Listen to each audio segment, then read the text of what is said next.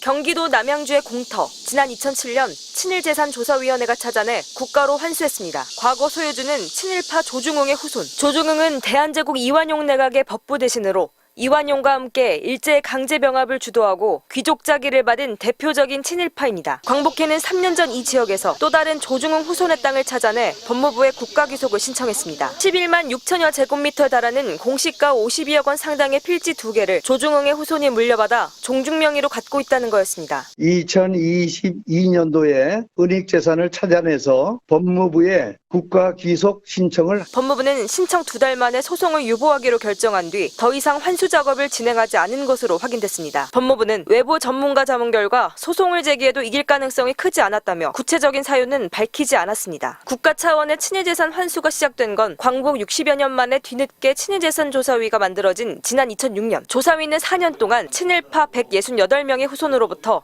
2천억 원 규모의 땅을 환수하는 성과를 냈지만 이명박 정부였던 2010년 해산됐습니다. 이후 위원회 업무를 이어받은 법무부는 주로 소송을 담당하면서 친일재산을 발굴하는 별도의 국가기관은 존재하지 않는 상황입니다. 청주 상당 산성 아래 방죽 일대 등기부상 소유주는 일제강점기 조선 귀족 자기를 받은 민영휘의 후손입니다. 대한제국 고위 관료였던 민영휘는 한일 합병에 협력해 자기와 대규모 토지를 받았고 해방 이후에도 그 재산은 후손에게 이어졌습니다. 과거 2007년 친일재산조사위원회는 민영휘 후손 소유 토지 156필지의 국가 귀속을 결정했고 13년여 소송 끝에 시가 56억 원 상당의 서울 땅이 실제로 환수됐습니다. 하지만 청주 상당산성 방죽 일대를 포함한 일부 토지는 여전히 사유지로 남아 있습니다. 광복회가 법무부에 해당 재산에 대한 국가귀속 신청서를 제출했지만 답보 상태. 2005년 친일재산 환수 특별법 제정 이후 168명 친일파 재산 2,300여 필지 2,100억 원어치를 환수 조치했지만 2010년 법무부 이관 이후 환수 실적이 전무합니다. 하지만 이재명 대통령이 현충일 추념사에서 잘못된 특권이 계속되지 않도록 왜곡된 역사인식을 바로잡아야 한다고 강조하면서 전환점을 맞게 됐습니다. 독립운동하면 3대가 망하고 친일하면